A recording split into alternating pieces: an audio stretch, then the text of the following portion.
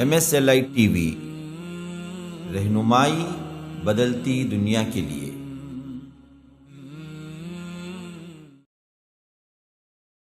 اس سے بڑی چیز دیکھیے، محمد صلی اللہ علیہ وسلم سید الانبیاء سید الاولیاء بقید حیات ہیں، اور جب ان کو پتا چلا کہ چاچا ابو طالب موت کے بستر پہ ہے، جس کی پرورش اور حمایت بہت کچھ ان کو ملی تھی زندگی میں، تو سید الاولیاء سید الانبیاء محمد صلی اللہ علیہ وسلم خود سے نکلے ایک کام بنانے کے لیے، پہنچے چاچا کے پاس اور کہے یا عم قل لا الہ الا اللہ کلمۃ احاج لک بها عند اللہ، چاچا لا الہ الا اللہ پڑھ دو، اللہ کے پاس میں گواہی دوں گا آپ کلمہ پڑھ کر نکلے ہیں اس دنیا سے۔ چاچا کو کلمہ نصیب نہیں ہوا، وسیلے کے چکر سے لوگوں کو شرک اور کفر کا معاملے کے اندر داخل کر دیے ہیں اور لوگوں کو دھوکے میں رکھے، حالانکہ یہ واحد گناہ ہے جس کے اللہ سبحانہ وتعالی ہرگز معاف کرنے والا نہیں، ان اللہ لا یغفر ان یشرک بہ۔ اور دوسری آیت میں اللہ تعالیٰ فرمائے انہ من یشرک باللہ، جو شرک کی حالت میں موت پائے فقد حرم اللہ علیہ الجنہ، اللہ تعالیٰ اس کے لیے جنت ہمیشہ کے لیے حرام رکھا ہے۔ ان الحمد للہ نحمده ونستعینه ونستغفره ونعوذ بالله من شرور انفسنا ومن سیئات اعمالنا، من يهده الله فلا مضل له ومن يضلله فلا هادي له، واشهد ان لا اله الا الله وحده لا شريك له، واشهد ان محمدا عبده ورسوله۔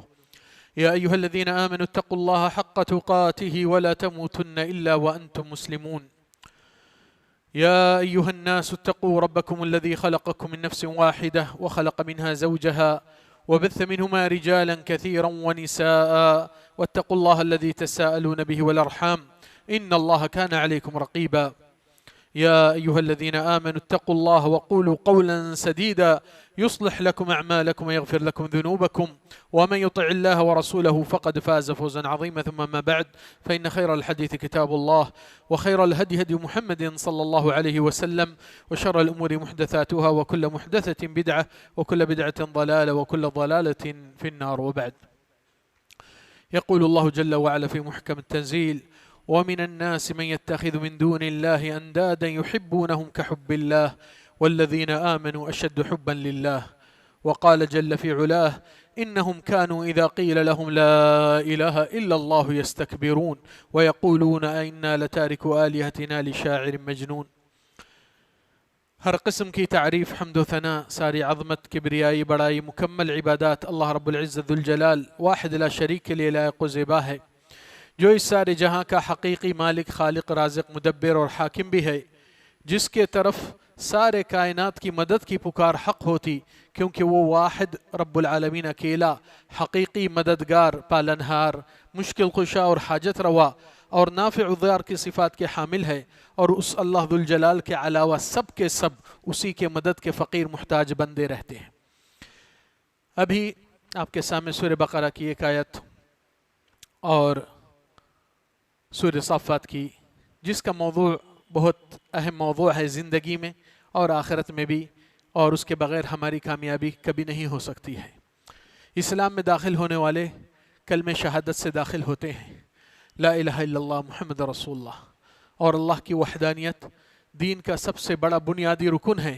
جو وہ رکن ضائع ہو جائے تو سارے نماز، روزے، زکوٰۃ، سب کے سب نیک صالح اعمال برباد اور ضائع ہو جاتے ہیں۔ مگر معاملہ یہاں پر جو پیش کرنا ہے کہ سارے پیغمبروں کا پیغام ایک ہی چیز پہ متفق ہو کر آیا ہے، ان اعبدوا اللہ واجتنبوا الطاغوت، اللہ کی بندگی کرو اور اللہ کے ما سوا معبودات کو باطل قرار دے کر اس کی لائق عبادت نہیں، اور اس کو اس طریقے سے مقام جو دنیا والوں نے چڑھا کر بڑھا کر کبھی اللہ کی وحدانیت کے اندر دوسروں کو، غیروں کو شریک اور دخیل مانتے ہیں، وہ چیز کو مٹانا آپ کی اور ہماری ذمہ داری ہے اس زمین پر۔ اللہ کی وحدانیت کو قائم کرنا مومنین کی ایک فکر مند اور ضرورت ہے کہ ان کے دل میں اس کا احساس اور اس کی مقصد زندگی بنانا، کیونکہ اسی پر جینا ہے اور اسی پر مرنا ہے اور اسی پر اٹھنا ہے قیامت کے روز۔ یہی ایمان والوں کی کامیابی اور کامرانی ہے۔ اللہ سبحانہ وتعالی اس آیت میں تو بہت کچھ شرک اور توحید کے بارے میں آپ سنے ہوں گے، مگر آج تھوڑا سا ایک مدلل چیز، یعنی کہ آپ اپنی اس دعوت کو کس طریقے سے سامنے پہنچا کر کامیابی حاصل کر سکتے ہیں اور لوگ کو شرک باللہ سے نکال کر توحید کے معاملے کے دائرے میں لے آ سکتے ہیں۔ یہ ذمہ داری صرف پیغمبر کی نہیں بلکہ محمد صلی اللہ علیہ وسلم کی امت خصوصی طور پر اس ذمہ داری کو لے کر نبھانا چاہیے اور کرنا چاہیے۔ زندگی میں اپنی بڑائی تو بہت کچھ کر چکے ہیں، کبھی اللہ کی بڑائی کی بھی سوچیے اور وہی مقصد کو نبھائیے۔ رمضان کے تعلق سے گزشتہ جمعے میں آپ لوگوں نے کافی تفصیل سنی ہے، مگر میں اس تفصیل کا خلاصہ ایک چھوٹا سا آخری اختتام پہ کروں گا، مگر اب پوائنٹ بائی پوائنٹ اس چیز کو سیکھنا ہے کہ لوگ کے پاس قرآن کی تبدیلی لوگوں کا غلط فائدہ اٹھاتے ہیں ان کو عربی زبان نہیں جاننے سے۔ شرک جو پھیلا ہے آج ہمارے دور میں بر صغیر میں زیادہ، اس کی کارن سبب ایک ہی ہے۔ اللہ سبحانہ وتعالی قرآن مجید میں آیت نمبر 35 سورہ مائدہ میں فرمائے یا ایھا الذین آمنوا اتقوا اللہ وابتغوا الیہ الوسیلہ، اے ایمان والو اللہ سے ڈرو، تقوی اختیار کرو اور وسیلہ طلب کرو۔ وسیلہ مین یعنی کہ ذریعہ۔ اب آپ کو آواز پہنچنے کے لیے یہ مائک ذریعہ ہے اسپیکر کے ساتھ، تو آپ کو آواز پہنچ رہی ہے، اس کو دور کر دوں تو آواز آپ کو نہیں آتی ہے۔ تو معاملہ آج دنیا والوں کو کہہ دیا کہ اللہ تعالیٰ دیکھو کہہ رہا ہے وسیلہ لو۔ کیا مطلب؟ اس کا مطلب یہ ہو گیا کہ آپ اور ہم گنہگار ہیں، اللہ آپ کی اور ہماری نہیں سنتا ہے، اس لیے کسی بزرگان دین، نیک اولیاء صالحین، انبیاء کرام کو اپنے واسطے وسیلے میں لے لو، آپ کی درخواست پہنچ جاتی ہے۔ آپ کا کام نہیں بنتا ہے زندگی میں اولاد، شادی، کامیابی، ترقی، جاؤ ان کے لیے نظر و نیاز، منتیں کرو اور آپ کی مراد پوری ہو جاتی ہے۔ یہ دعویٰ کر یہ وسیلے کا معنی اس طریقے سے لیے ہے اور لوگوں کو اپنی شاگردی میں، اپنی غلامی میں اللہ کی بندگی سے نکال کر شرک اور کفر باللہ میں داخل کر دیے ہیں۔ اب یہاں پر وہ حجتیں جو لے کر چلتے ہیں اور قرآن کی دلالت اور عقل کا ایک سمجھ مومن کے پاس اگر ہو تو فوری تمیز اور فرق کر لے سکتا ہے۔ سب سے پہلی چیز آپ کو معلوم ہے، زندگی بھر آپ نمازیں پڑھے، روزے رہے اور کچھ خیرات، صدقات، زکوٰۃ بھی نکالے، حج عمرہ بھی کرے ہوں گے، کیا کوئی ہم میں سے اپنی خود کی عبادت کی گارنٹی ایشو دے سکتا ہے کہ میری فلان وقت کی نماز قبول ہوئی، میرے فلان زکوٰۃ قبول ہوئی، میرا فلان حج قبول ہوا؟ کوئی گارنٹی دے سکتا ہے خود کے لیے؟ ہرگز نہیں۔ صرف ہم کہتے ہیں ہم اچھی کوشش کریں گے سنت کے مطابق، بس اللہ سے امید ہے کہ ہم سے قبول کر لے۔ سوال یہ ہے، لوگ اولیاء اور بزرگان دین کے نام سے ان کو چڑھا بڑھا کر ان کو ولی بنائے۔ سوال یہ ہے، ہم اپنی خود کی گارنٹی ایشو نہیں دے سکتے ہیں اور دوسرے شخص کی اعمال قبول ہو گئی، وہ نیک بندہ بن گیا، اللہ کے پاس پہنچ گیا، ولی ہو گیا، ان کی یہ شیورٹی اور گارنٹی کہاں سے آپ کو ملی؟ آپ اپنا خود کا عمل کی گارنٹی نہیں دے سکتے۔ یہ بابا ولی ہے، وہ چاچا ولی نہیں ہے، آپ کو کہاں سے اختیار دیا گیا؟ نمبر ایک۔ نمبر دو کہ اللہ سبحانہ وتعالی کے نزدیک قرآن مجید میں بھی رسول اللہ صلی اللہ علیہ وسلم کا مقام اور مرتبہ اور درجہ سارے کائنات میں اول اور اعلیٰ درجے فہرست محمد صلی اللہ علیہ وسلم کا مقام ہے، اولیاء میں بھی، انبیاء میں بھی، سارے کائنات میں۔ اس کے باوجود رسول اللہ صلی اللہ علیہ وسلم سے کہلوایا گیا ہے قُلْ إِنِّي لَا أَمْلِكُ لَكُمْ ضَرًّا وَلَا رَشَدًا۔ اے محمد صلی اللہ علیہ وسلم آپ کہہ دیجئے اپنی امت سے کہ میرے پاس نہ تمہارے لیے نفع کا اختیار رکھتا ہوں، نہ تم لوگ کو نقصان سے بچانے کا اختیار ہے میرے پاس۔ اگر انبیاء اولیاء فہرست شخصیت اعلیٰ ہے، ان کے پاس یہ اختیارات نہیں، ان سے ادنا والوں کے پاس کہاں سے آتے ہیں؟ ایک دلالت اور چیز اکثر جلسوں میں بچپن سے سنتے آتے ہیں لوگ کہ آدم علیہ السلام جب گناہ کیے تھے تو عرش کے سائے پر دیکھے لا الہ الا اللہ محمد رسول اللہ، تو محمد کے وسیلے سے لیے تو ان کی بخشش ہو گئی۔ یہ بات قرآن سے بھی، سنت سے بھی، عقل سے بھی ٹکراتی ہے اور یہ کوئی صحیح حدیث نہیں بلکہ منکرات اور واہیات احادیث میں موضوعات ہے، اور اگر بھی وہ چیز صحیح ہوتی تو قرآن سے ٹکرانے والی چیز کو فوراً رد کیا جاتا۔ اللہ رب العزت قرآن مجید میں خود فرمائے کہ فَتَلَقَّى آدَمُ مِن رَبِّهِ كَلِمَاتٍ فَتَابَ عَلَيْهِ، اللہ نے آدم علیہ السلام غلطی پہ نادم اور پچھتا رہے ہیں، پریشان ہے کہ غلطی کو کس طرح درست کیا جائے، تو اللہ تعالیٰ چند کلمات سکھائے جو سورہ اعراف میں ہے رَبَّنَا ظَلَمْنَا أَنفُسَنَا وَإِن لَّمْ تَغْفِرْ لَنَا وَتَرْحَمْنَا لَنَكُونَنَّ مِنَ الْخَاسِرِينَ۔ یہ قرآن کی دلالت ہے۔ اب آپ سوچئے آسمان پر دونوں بھی غلطی گناہ کیے ہیں اللہ کی نافرمانی میں، ابلیس بھی آدم بھی. اور ابلیس کی گفتگو سورہ اعراف، سورہ حجر، مختلف جگہوں پہ ہے. اللہ تعالیٰ کے سامنے وہ ابلیس اللہ تعالیٰ کے حکم کو توڑا اور اس پر اٹل رہا، یعنی کہ انسسٹ کر رہا ہے. وہ نہیں کہا اللہ میں نے آدم کو سجدہ نہیں کیا، چلو اب میں ریگریٹ ہو کر سجدہ کر دوں گا. وہ اپنی گناہ پہ قائم ہے اور اپنا گھمنڈ دکھاتا ہے کہ میں اس سے بہتر ہوں، وہ کون ہوتا ہے اس کے لیے کیوں میں سجدہ کروں.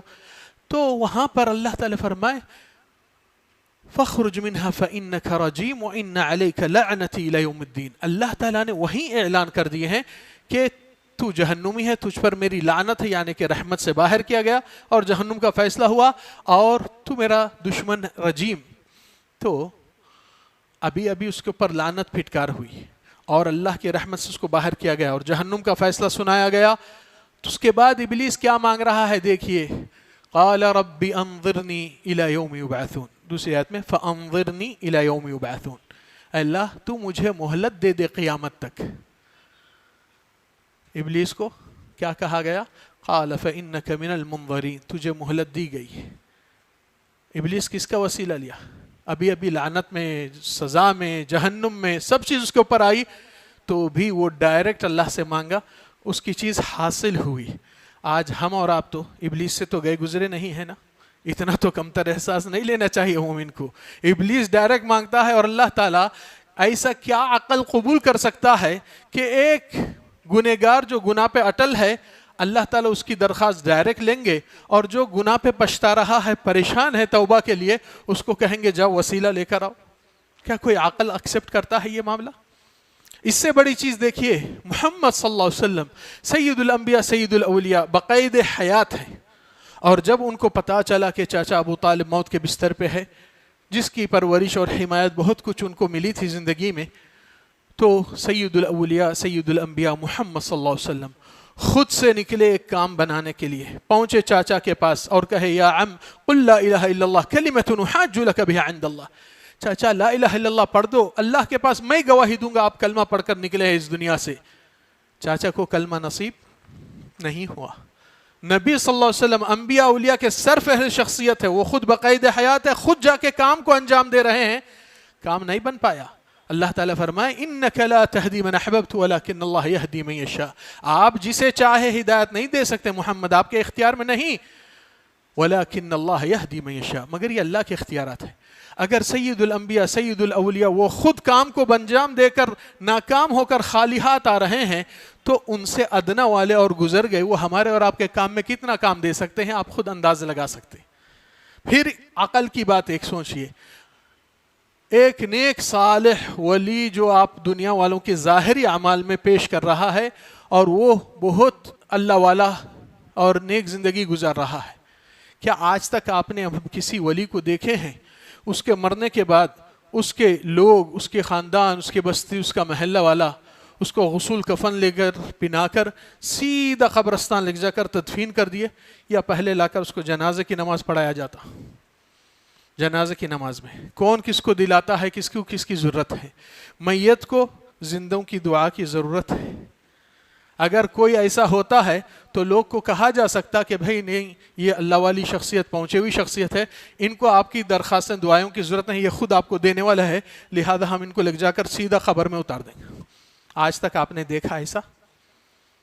پھر اس سے بڑا واقعہ قرآن مجید کی دلالت سے، رسول اللہ صلی اللہ علیہ وسلم کے زمانے میں منافقین کے سردار تھے عبداللہ بن ابی بن سلول.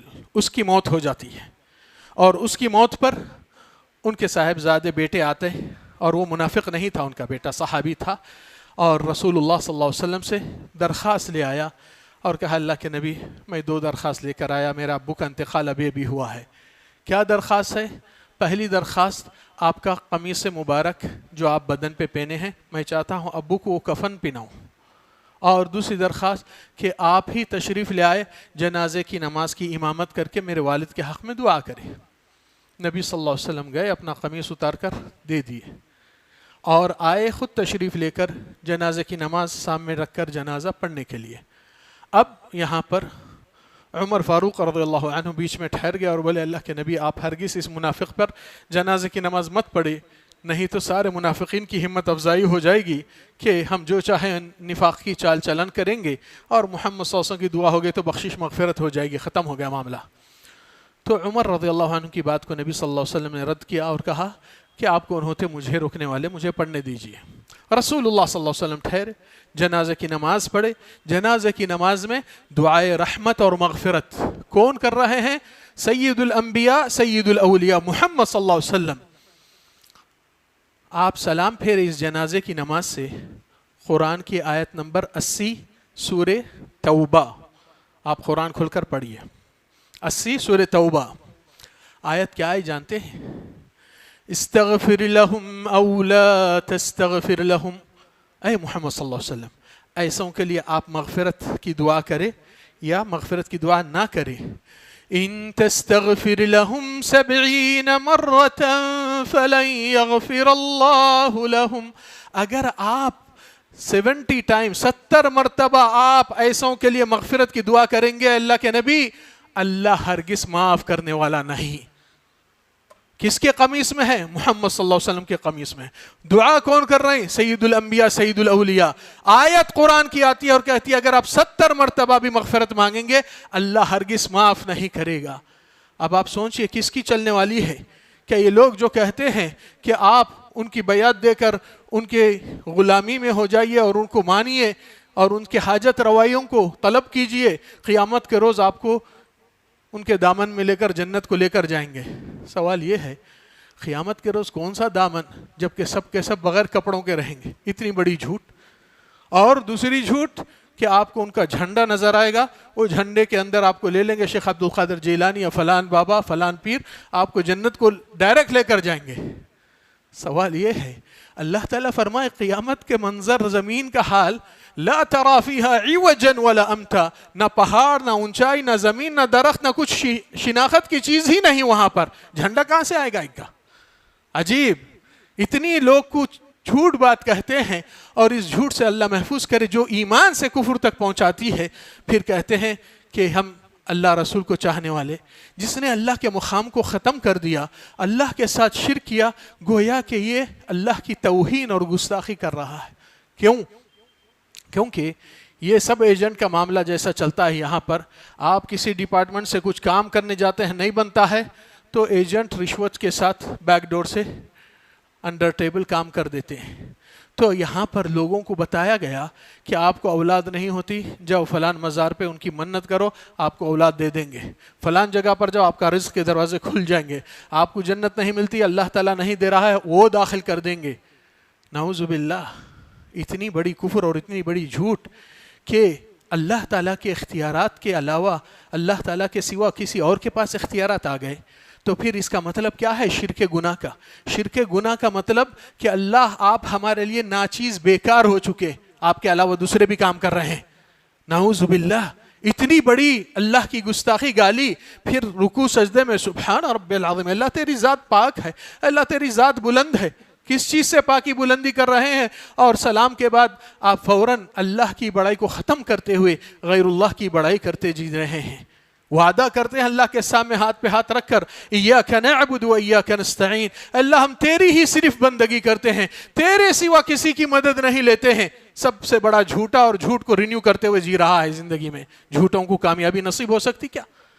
اللہ سبحانہ وتعالی فرمائے انما یفتری الکذب الذین لا یؤمنون بآیات اللہ، جھوٹے لوگ وہ ہے جو جھوٹ کو بناوٹ کر کے لوگوں کو سچ کے شیپ میں دکھاتے ہیں، اور ایسے لوگ کبھی کامیاب نہیں ہوتے ہیں۔ جیسا کہ معلوم ہے ابھی اپریل کا مہینہ بھی داخل ہوا، بعض مسلمانوں میں بھی یہ بہت غلط اور بری اور حرام عادت آ چکی ہے کہ اپریل فول کے نام سے لوگ کو جھوٹ کہتے ہیں، کچھ سرپرائز کرنے کے واسطے، پریشان کرنے کے واسطے۔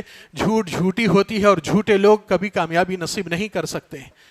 اللہ سبحانہ وتعالی فرمائے قرآن مجید میں سورہ توبہ میں آیت نمبر 106، یا ایھا الذین آمنوا، اے ایمان والو، اتقوا اللہ، اللہ سے ڈرو، وکونوا مع الصادقین، سچوں کے ساتھ زندگی گزارو، جھوٹوں کے ساتھ ہرگز نہیں۔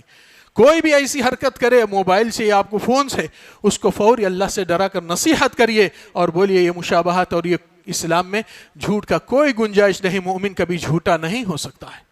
چلے اس کے ساتھ ساتھ اور بھی چیزیں آپ دیکھیے کہ زندگی میں آپ اور ہم نماز پڑھتے نماز ڈائریکٹ جاتی ہے، روزہ رہتے روزہ ڈائریکٹ جاتا، زکوٰۃ دیتے زکوٰۃ ڈائریکٹ جاتی، حج عمرہ کرتے ہیں ڈائریکٹ جاتا۔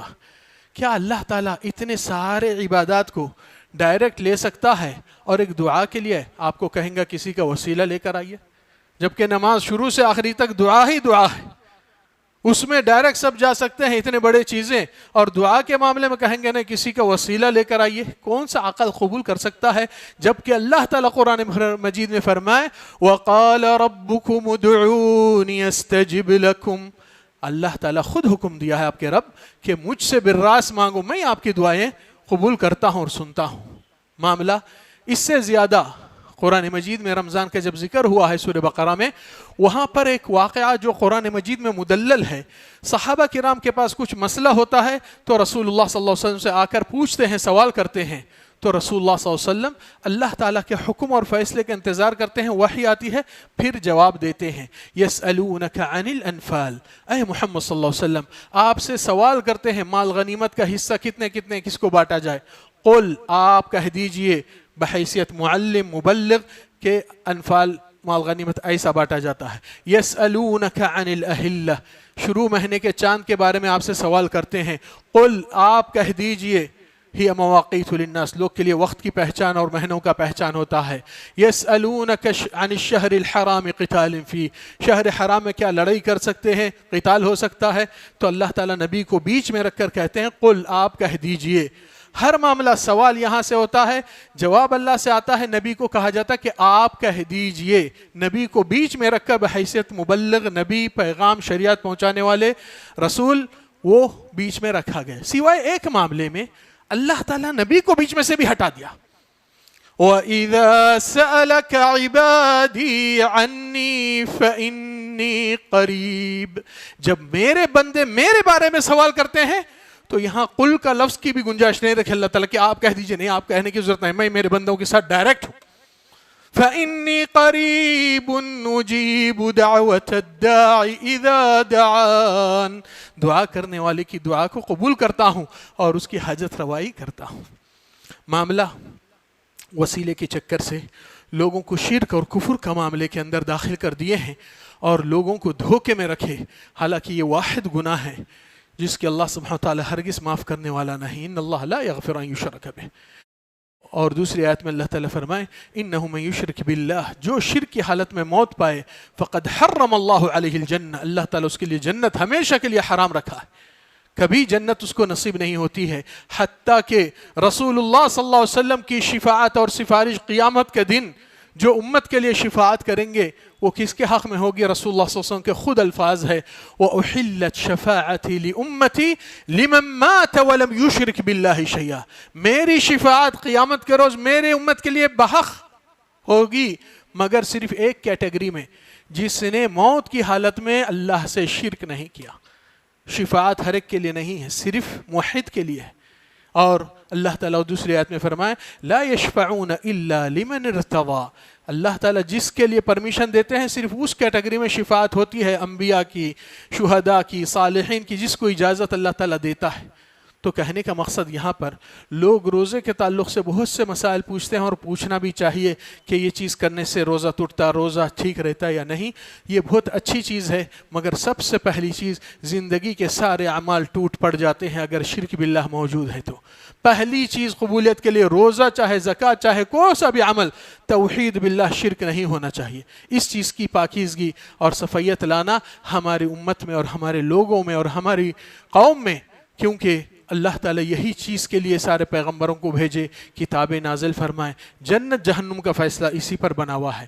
آج ہمارے کتنے دوست احباب، عزیز، پڑوس، رشتہ دار آج جہنم کی آگ اس شرک کی بنا پر ان کے اوپر حق بن جاتی ہے۔ آپ اس کو بچا سکتے تھے، صرف دنیاوی کاروبار کر کے اچھے تعلقات رکھے، اس کو اچھے تعلقات نہیں کہتے ہیں جس میں آپ کے تعلقات اپنے رب سے ناراضگی کے ہو جاتے ہیں۔ آپ نے دیکھ رہے ہیں کہ وہ اللہ کی بڑائی میں توہین کر رہا ہے، اللہ کے حق میں شرک کر رہا ہے، پھر بھی آپ نے حق کی بات اس کو نہیں کہا، حق کی بات نہیں پہنچایا، تو کل کے دن آپ کے گرہبان پکڑ کر آپ کو ذمہ دار ٹھہرائے گا۔ لہذا آپ سوچئے توحید کے لیے، اللہ کی وحدانیت کے لیے زمین آسمان پہاڑیں یہ غیرت مند ہوتے ہیں، اللہ کی وحدانیت میں شرک اگر آ جائے تو آپ غیرت مندی رکھنا ضروری ہے. آپ کے گھر والوں کو پردہ، حجاب، محرم، غیر محرم کتنی پابندی کرتے کیونکہ آپ کی غیرت ہے، محبت ہے، اور وہ چیز میں کسی کو شریک ہونے نہیں دیتے ہیں کیونکہ یہ میری خالص زوجہ ہے، اور یہی اس معاملے کے اندر کسی کے ساتھ شریک نہیں ہو سکتی ہے، نہیں تو زندگی ایسوں کے ساتھ رہنا بھی نہیں گوارا ہوتا ہے. تو اللہ سبحانہ وتعالی قرآن مجید میں کیا فرمائے سورہ مریم میں؟ وَقَالُوا اتَّخَذَ الرَّحْمَنُ وَلَدًا. یہودیوں نے کہا اللہ تعالیٰ نے بیٹے کو جنا دیا، پیدا کیا، اور نصارہ نے کہا کہ عیسی ابن مریم کو، یہاں یہ لوگ عزیر کو کہے. تو کیا مطلب ہے اولاد کو پیدا کرنا خود سے؟ یعنی کہ آپ بوڑھے ہو جائیں گے، بوڑھے کے بعد آپ کو اولاد کی سہارے کی ضرورت ہے، اور یہ صفت اللہ کے لیے لائق و زیبا ہی نہیں، کیونکہ اللہ تعالیٰ کے پاس کوئی کمزوری، کوئی نقص، کوئی عجز، کوئی کمی پیشی نہیں. وہ یطعم ولا یطعم، وہ خود کھلاتا ہے اور کھاتا ہی نہیں، اس کو ضرورت ہی نہیں. اللہ تعالیٰ کی ذات میں یہ توہین شرک جیسا ہوا ہے. اللہ سبحانہ تعالیٰ کیا فرمائے؟ وَقَالُوا اتَّخَذَ الرَّحْمَنُ وَلَدًا. یہ لوگ اللہ کو اولاد کی نسبت دیتے ہیں. لَقَدْ جِئْتُمْ شَيْئًا إِدًّا، اتنی بڑی بات بولتے ہیں اللہ کو. تکاد السماوات یتفطرن منہ، ایسی بات سے تو آسمان پھٹ جائے گی، اور وتنشق الارض، زمین دھسا دے گی تم سب کو، وتخر الجبال ہدا، پہاڑیں اونچائی سے ٹوٹ پڑ جائیں گے. ان دعوا للرحمن ولدا، کہ اللہ کو کمزور سمجھے، اللہ کو ناقص اور عاجز سمجھے، اللہ کو سپورٹر کی ضرورت ہے سمجھے. یہ ناممکن چیز ہے، ہو ہی نہیں سکتی. ایسی چیز کے لیے آسمان، زمین، پہاڑیں اس حالت میں آ جاتے ہیں. آپ کے دل کو کیا ہوا؟ توحید کے لیے تھوڑا غیرت مندی رکھو. اگر آپ کے بارے میں کوئی پیچھے سے خاندان میں یا دوستوں میں آپ کے بارے میں کچھ برا کہہ دے، آپ 1 کا 10 جواب دیں گے، صفایا دیں گے، پیش کریں گے. یہاں پر اللہ کی اتنی بڑی ذات اعظم ہے، اس کی توہین، اس کی تقدیس میں لوگ شرک کر کے اس کو ادنا کرتے ہیں، اور آپ کے اندر حرکت اور غیرت مندی نہیں آتی. کیا آپ A گریڈ ہے، اللہ D گریڈ ہے آپ کے دل میں؟ نعوذ باللہ. تو پھر کیا فائدہ؟ ہمارا جینے کا مقصد کیا ہے؟ اگر لا الہ الا اللہ کے لیے نہیں جی رہے ہیں تو پھر ہم اپنی آفت اور نقصان کو سامنے رکھ رہے ہیں. اس لیے ایمان والے ہمیشہ اس چیز کو سمجھداری سے، زندگی کا پہلا اور آخری مشن ہمارا توحید باللہ اور شرک کو مٹایا جائے، اور سنت رسول اللہ اور بدعات مٹایا جائے. آخری میں رمضان سے قبل 2 چیزیں یاد دلانا مناسب اور ضروری ہے. پہلی چیز کہ اللہ تعالیٰ اس رمضان کے روزوں کا ایک مقصد رکھا، اور آج ہم دیکھتے ہیں اسکول کے بچے، کالج کے بچے ایگزام سے جب نکلتے ہیں تو باہر اپنی نوٹ بک، اپنی کتاب کھول کر چیک کرتے ہیں کہ ہم نے آنسر کیسا دیا. وہ لوگ کو خود گیس انداز ہوتا ہے ہم نے فیل ہونے والے ہیں یا پاس ہونے والے ہیں یا ایوریج ہے، تو وہ لوگ گیس کر لیتے ہیں. اللہ تعالیٰ رمضان کا مقصد رکھا ہے لعلکم تتقون، تاکہ تم تقوی پرہیزگار بندے بنو. کتنے رمضانہ چلے گئے، کیا کوئی چیک کیا ہم کو تقوی ملا یا نہیں ملا؟ اب وہ تقوی سمجھیں گے تو جب چیک کر سکیں گے. اگر صرف بات ہے اورلی اور ہم کو سمجھ میں نہیں آ رہی، سمجھنے کی کوشش کریں. میں اس کو ایک چھوٹے انداز میں، موٹے انداز میں آپ کو سمجھانے کی کوشش کرتا ہوں، بات انشاءاللہ سمجھ میں آ جائے گی. ہم اگر ایک عام مسلمان جو کوئی پڑھا لکھا زیادہ نہیں، اس سے ہم سوال کرتے ہیں بھائی صاحب آپ رمضان اور غیر رمضان میں آپ کو کیا فرق نظر آتا ہے؟ تو بڑے موٹے حساب میں وہ کہے گا شیخ صاحب رمضان میں صبح کا ناشتہ، دوپہر کا کھانا، چائے پانی وہ نہیں ہوتی ہے، عام دنوں میں ہوتی ہے. یہ موٹا حساب ہے.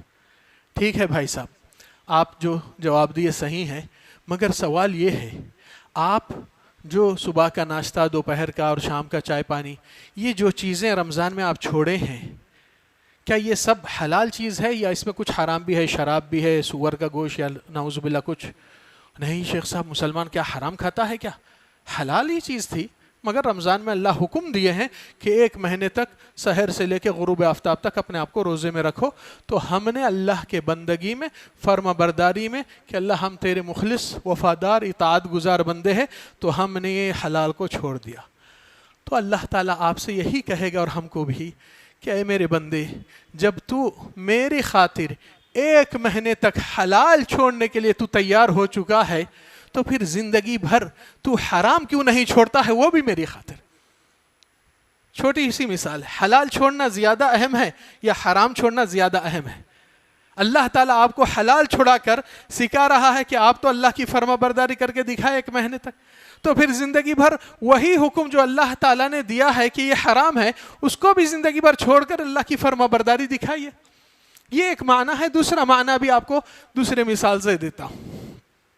بچہ ہے، 10th کا ایگزام یا کالج کا معاملہ، ایگزام فائنل آ رہے ہیں، رمضان کے دن چل رہے تھے، گرمی کافی ہے اور اس کا سینٹر بہت دور پڑا ہے، اور بیچارہ گیا اور رات میں سحری بھی برابر نہیں کیا، اسٹڈی کر رہا تھا، پریشان ہے، فائنل ایگزام ہے.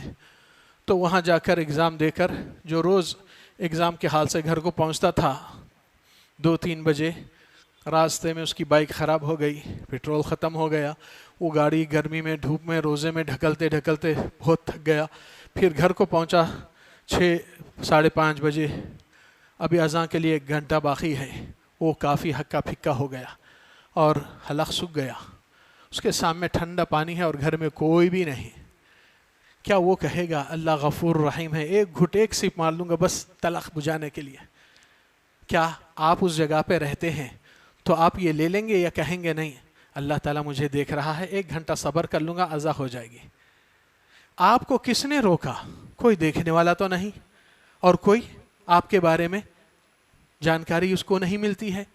آپ اپنے آپ کو روکے ہیں تو صرف اللہ مجھے دیکھ رہا ہے، یہی آپ کو روکنے والی چیز تھی. تو سوال یہ ہے کہ اللہ تعالیٰ صرف واچنگ رمضان میں دیکھتا ہے، رمضان کے بعد واچ آف ہو جاتا ہے کیا؟ یہ اللہ کی نگہبانی اور نگرانی جو آپ پر پڑی ہے کہ اللہ کے ڈر سے میں نے گناہ کو چھوڑ دیا، روزے کو بگاڑا نہیں، حرام نہیں کھایا، یعنی روزہ خراب نہیں کیا، وہی آپ کے اندر احساس ہو کہ ہر برائی، ہر گناہ کے سامنے اللہ مجھے دیکھ رہا ہے، اللہ تعالیٰ اس کی سزا دے سکتا ہے مجھے اور معاف بھی کر سکتا ہے، مگر سزا سے ڈر ہے، گناہ ہے یہ، اللہ تعالیٰ ناراض ہو جائے گا. یہ چیز ہمارے خود کے اندر جنریٹ ہو کر پیدا ہونا، یہی تقویٰ ہے.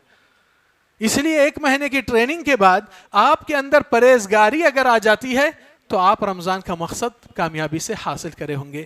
اللہ سبحانہ تعالیٰ سے دعا ہے کہنے سے زیادہ کرنے کی توفیق عطا فرما اور رمضان کے صحیح حق عبادت کرنے والے بنا.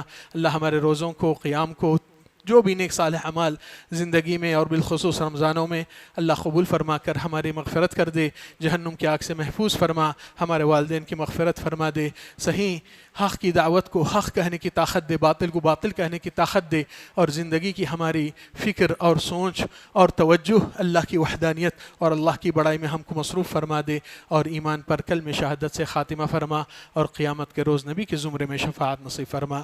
اقول ما تسمعون واستغفر اللہ العظیم لی ولکم من کل ذنب فاستغفروه انه هو الغفور الرحیم.